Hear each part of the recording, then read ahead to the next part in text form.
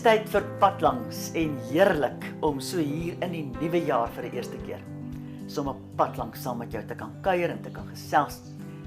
Ons sit hier in die huis van my gas, Andrei Vermeulen, en dis wonderlik om te kan gesels met 'n man wat 'n mens se kop verstaan.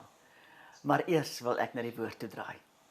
Onthou jy, ek het nou verlede jaar hoeveel weke stil gestaan by die boek Romeine. Ek gaan nie weer nie, is okay. Maar kom ons luister 'n bietjie en onthou. Wat staan geskrywe in Romeine 12? En ek wil die eerste 2 verse met jou deel. Ek vermaan julle dan, broeders, by die ontferming van God, dat julle julle liggame stel as 'n lewende, heilige en aan God welgevallige offer. Wat is 'n offer? Weet jy, dis 'n besigheid wat jy neersit daar op 'n offeraltaar, my verbrand. Hy kan nie afklim nie. Tot die offer nie gebring is nie. Daar moet hy wees.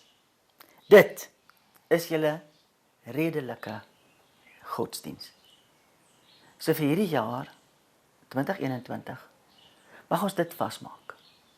Dat ons nêrens kan gaan as ons nie ons volle wese vir ons Vader teruggee en sê, ek wil niks uit myself uit nie, maar net wat U wil, dit wil ek. Vers 2. En word nie aan die wêreld gelykvormig nie. Weet jy? Moet ook nie toelaat dat hierdie vreeslike baie boodskappe wat verbykom, waarvan ons nie eers weet wat daarvan is alles fopnuus en wat is nie. Dit mag ons nie gooi nie.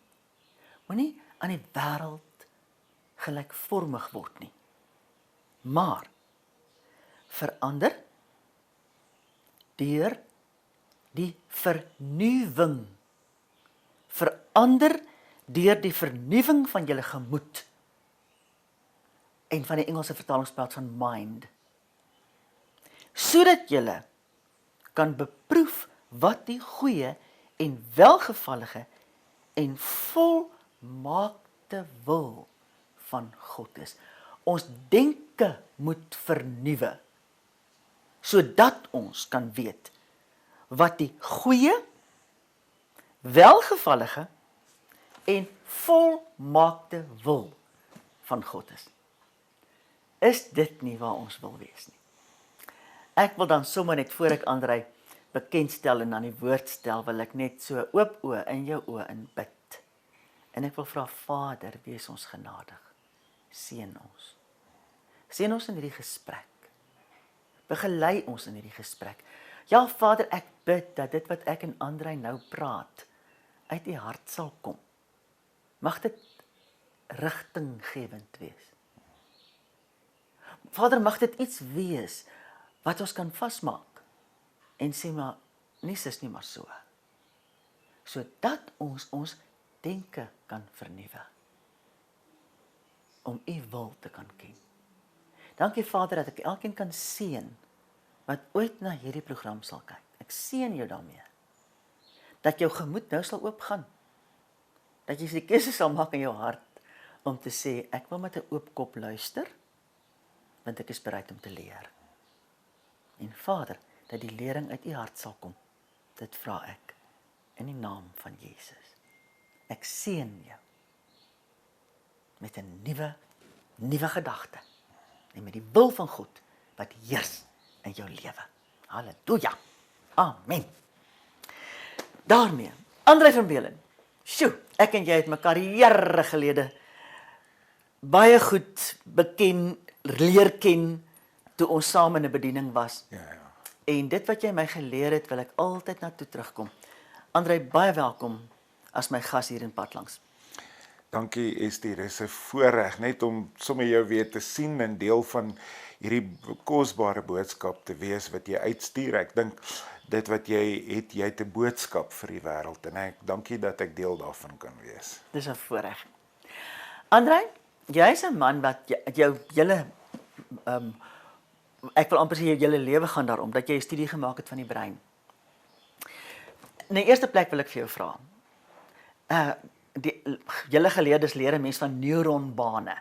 Ja. Verduidelik 'n bietjie vir my. Hoe werk neuronbane? Daar's goed wat 'n mens ontdek en dan lê jy dit vas, nê? Ja. Verduidelik vir ons hoe werk dit. Ja, weet jy, ST, dit gaan oor die hele neuroplastisiteit van die brein. Nou waarop dit neerkom, is soos wat ons kykers vandag nou na hierdie program, na ons kyk op hierdie oomblik, terwyl ons besig is om te praat, is jou breinselle besig om koneksies te vorm wat ons noem dendriete.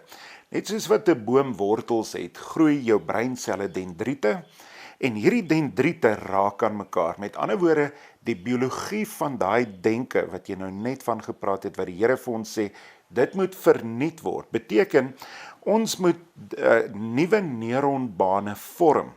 So op hierdie oomblik, waar mense na ons luister, gaan groei jou breinselle hierdie dendriete, hulle raak aan mekaar, en dan, as hierdie neuronbane versterk word, dan verander dit in 'n permanente neuronbaan. En die oomblik wanneer dit versterk word, dan word jou gedrag outomaties daardeur beïnvloed. So 'n mens kry inligting in, maar niks word net onmiddellik permanent nie. Dit vat gewoonlik so omtrent 'n proses van 6 weke of langer vir mense om 'n permanente neuronbaan te maak. So alles waaraan ons blootgestel word in ons lewe, goed en sleg, die leuen of die waarheid, dit maak dat ons die heeltyd neuronbane daarvan vorm. En as die Here vir ons sê, dis tyd dat ons denke vernuut word, dan beteken dit dat ons moet begin bewus raak van die denke wat nie belyn is met God se denke nie, en dat ons moet stop om daai neuronbane te versterk, en eerder 'n positiewe alternatief. En die positiewe alternatief in Romeine 8, dan praat hulle nou in die Engels, dan praat hulle van the mind of the spirit and the mind of the flesh. Nou, vir ons as Christene, we have to renew our spirit by focusing on reinforcing the mind of the spirit instead of the mind of the flesh. En dit beteken, ons moet luister na ons denke, en ons moet bewus raak van die inhoudelike van ons denke, en ons moet 'n keuse begin maak om die vleeslike aardse denke te vervang met goddelike denke. So dis waaroor neuroplastisiteit gaan. Dis jy weet, die woord sê vir ons is liggaam, siel en gees. Nou dis die vleeslike, die liggaamdeel van ons denke. Denke is nie net sommer gedagtes in jou kop nie. Daar is 'n mentale sowel as 'n fisiese realiteit van jou denke. En ons moet die fisiese gedeelte daarvan verstaan, want dit is die anker van dit wat in die siels en in die geestelike dimensie gebeur. So ons is een mens, maar ons bestaan uit 3 dimensies, liggaam, siel en gees. Maar 'n mens kan nie werklik hierdie 3 dimensies onderskei van mekaar nie. Hulle is in mekaar Hulle is gevleg. in mekaar. Ek wil amper sê as ons nou Coke en Fanta Orange by mekaar gooi.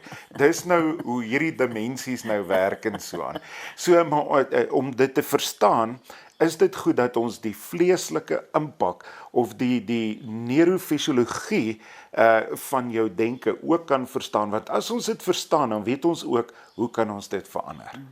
Nou Andre, nou wil ek jou vra. Want ek het nou verlede jaar 'n hele eislike baie lang studie gemaak Ja. in hierdie program Ja. oor die boek Romeine. En ons het baie gepraat oor die hele kwessie van die gees en die vlees. Nou wil ek eers vir jou vra. Seer kry. Nou het ek miskien in my kindertyd, in my jongmenstyd het ek seer gekry. Wat is die effek van byvoorbeeld iets so seer kry? Of miskien vrees. Ja. Sulke negatiewe goed.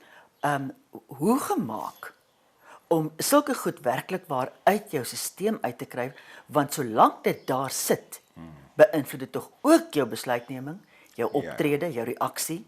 Dit bepaal wie jy word. Ja. Weet jy, die woord sê altyd vir ons die natuurlike vergelyk met die geestelike. So ek gaan nou na die natuurlike kant toe gaan weer van jou van seer kry en van vrees. Alles in ons liggame gaan altyd oor biochemiese veranderinge wat daar gebeur. 'n Emosie is 'n gevoel. Wat voel ek? Ek voel 'n sekere chemikalie wat vrygestel word. Soos wanneer jy opgewonde is en wanneer jy lag en gelukkig voel, dan voel jy die vrystelling van 'n chemikalie wat ons noem serotonien. Maar wanneer mense gestres raak, dan voel jy nie altyd so lekker nie. En dit is die liggaam se manier om met jou te kommunikeer, dat hier 'n chemikalie vrygestel word, wat ons noem 'n inhiberingschemikalie is. Hierdie chemikalie, kortisol, wat die naam van die streshormoon is die chemikalie wat boodskappe vertraag, of selfs blokkeer, afhangende van hoeveel ek daarvan in my liggaam vrystel. So in 'n neutedop, om dit die maklikste te probeer verstaan, is dat negatiewe emosies maak jou sleg voel, want dit is 'n chemikalie wat ek vrystel waar my liggaam vir my sê, hierdie emosie is nie goed vir my nie. En hierdie chemikalie in die medium tot langtermyn kan boodskapgeleiding inhibeer of blokkeer. Dit kan jou energie dreineer, dit kan jou immuunstelsel swak maak. Met ander woorde, dit is baie negatief vir jou. So dis nie verkeerd om 'n negatiewe emosie te beleef nie, maar 'n mens moet nie daar gaan vashak nie. Nou wanneer 'n mens praat van ervarings vanuit jou jeug of traumatiese ervarings wat mense gehad het, dan baie keer hak ons vas. Ons word 'n gevangene van daai gebeurtenis wat met ons gebeur. En dan word daai slegte gevoelens die heeltyd herhaal. So vrees op 'n neurofisiologie vlak is letterlik die vrystelling van inhiberingschemikalie, en eintlik moet ons net daarna verwys as dis slegte brandstof vir die liggaam en vir die brein. In die medium tot langtermyn gaan daai chemikalie jou energie dreineer, jou immuunstelsel verswak, so ons kan letterlik siek word van vrees, ons kan siek word van angs en van onvergewensgesindheid, al hierdie emosies wat ons beleef, wat ons nie maak goed voel nie. Ja. In die medium tot langtermyn is dit hoe die liggaam met ons kommunikeer om te sê, stop dit, dis sleg vir jou, dit gaan jou, afhangende van hoe lank dit aanhou, dit kan jou vernietig as hierdie goed in jou jong jare gebeur het en jy's nou al ouer en dit het nog steeds 'n invloed op jou, het nog steeds 'n houvas op jou. Dit gaan jou skade berokken en dit kan soms mense regtig vernietig. Nie net geestelik of mentaal nie, maar selfs daar's 'n biochemiese impak op jou liggaam wat jou fisies gaan siek maak. En dit is hoekom dit so belangrik is dat 'n mens moet verstaan dat vrees is die teenoorgestelde van die liefde. As ons nou gaan kyk, wanneer ons praat oor die vrugte van die Gees, liefde, goedheid, getrouheid, vriendelikheid, selfbeheersing, lankmoedigheid. Dink 'n bietjie net hoe maak die vrug van die Gees jou voel. Nie een van daai gaan met jou liggaam gaan nie met jou praat en sê hier's 'n slegte biochemiese respons nie. Dit inteendeel, jy het net die teenoorgestelde. En die Here sê dan ook in Filippense 4, daarop moet julle gedagtes rig, op dit wat goed is, wat mooi is, wat rein is, wat edel is, wat prysenswaardig is. Daar's 7 karakteristieke van konstruktiewe en positiewe denke, en die Here sê daarop moet jy jou gedagtes rig. En dan sê hy, en God wat vir jou vrede gee. En as jy vrede het, praat jou liggaam met jou en hy sê vir jou, dis wat ek wil hê. Nou is jy biochemies waar ek wil hê jy moet wees, en dan kan ek met jou werk. En dan kan jy dalk ook my stem hoor, as jy op die regte brandstof hardloop. Hierdie inhiberingschemikalie, wanneer ons gedrewe word deur destruktiewe emosies, verhoed ons dat daar harmonie is, liggaam, siel en gees, en dit verhoed ons om oop te wees vir die stem van die Here. Nou weet jy, nou wil ek sommer vir jou in jou oë kyk en vir jou vra, is daar goeters, geite uit jou verlede, wat jy nog nie hanteer het nie? Kan jy hoor hoe belangrik is dit, dat 'n mens nie met rondloop, en daar's iemand vir wie jy kwaad is, of iemand wat jou seer gemaak het, en jy wil nie met daai persoon weer, jy wil nie eens onthou nie, dit moet op 'n eind kom. So as ons, want nou wil ek vir Andrei vra, wat gaan ons maak, om al die gesukkel in die sleg van verlede jaar, van ons af te skud, maar ek dink Andrei gaan my saamstem, dat ons nie hieroor kan praat, as ons nie eers vir mekaar gevra het, is jy seker, jy het klaargemaak met jou verlede? Kry die goeters verby, wat verby is agter jou. Vergewe, spreek vry, en onthou, vrees staan direk teenoor geloof. Bou jou geloof op, sodat vrees nie meer jou baas is nie. En André, as ons dit kon reggekry het, watse raad het jy vir ons? Vir hierdie 2021, om asseblief vir 2020 af te skud. Weet jy, ek dink Paulus het so 'n wonderlike ding gesê, waar hy sê, ek maak my los van dit wat agter my lê, en ek strek my uit na dit wat voor my lê. Maar as 'n ou na daai stelling van Paulus kyk, ek maak my los, dit beteken, jy moet eers soontoe gaan, en jy moet bewus raak, en baie duidelik 'n self-evaluering doen van wat is die goed wat agter jou lê, wat die vermoë het om jou die heeltyd te hou vas op jou te kan hê in die sielsdimensie. So die eerste ding wat ek glo ons moet doen is om net 'n eerlike selfondersoek te kan doen van onsself. En dit is nie iets wat mense maklik doen nie, want baie keer as daar pynlike dinge is in ons verlede, probeer 'n mens dit vermy. Dis nie lekker om soontoe te gaan nie. Dis nie lekker om die, hoe kan ek sê, die slegte wolf in die oë te kyk en met hom te stoei nie. Maar dit is baie belangrik dat 'n mens moet jouself ondersoek om te kan sê, watter sade van verwerping en vrees en angs is daar nog in my, en ek moet 'n bewustelike besluit gaan neem om daarvan ontslae te raak. Net omdat ons dit vermy, beteken dit gaan net aanhou groei, maar dit gaan nie ophou nie. En dis ongelukkig 'n groot fout wat meeste mense maak is, daar's onaangename goed wat in ons lewe met ons gebeur het, en ons probeer dit vermy. Maar dan hou die onkruid in die geestelike riem en in die sielsriem van ons lewe, hou dit aan groei. Jou brein is 'n progressiewe orgaan, wat beteken hy word of beter of slegter, maar hy bly nooit net daar waar hy is nie.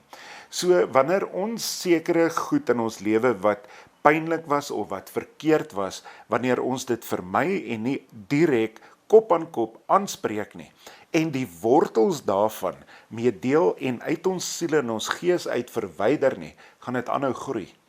So dit is hoekom, voordat ek my werklik kan uitstrek na wat voor my lê, moet ek met my verlede, met my slegte belewennisse, my angs, my vrees, gevoelens van verwerping, wat ook al dit mag wees, wat my nog vashou, ek moet dit in die oog staar.